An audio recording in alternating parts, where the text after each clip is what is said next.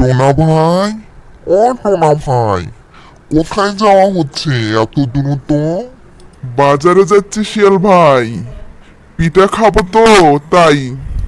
পিঠা খেতে বাজারে কেন? বাজারে কি পিঠা পাওয়া যায়? আরে না, পিঠা বানাতে তো তেল লাগবে, গুড় লাগবে, চালের গুঁড়ো লাগবে, তাই বাজারে যাচ্ছি এগুলো কিনতে। তাহলে তো আমারও কিছু ভাগ চাই, দিবে তো?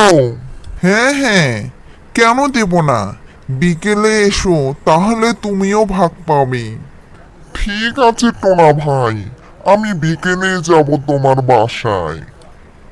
তবে আমি চললাম, আমার দেরি হয়ে যাচ্ছে।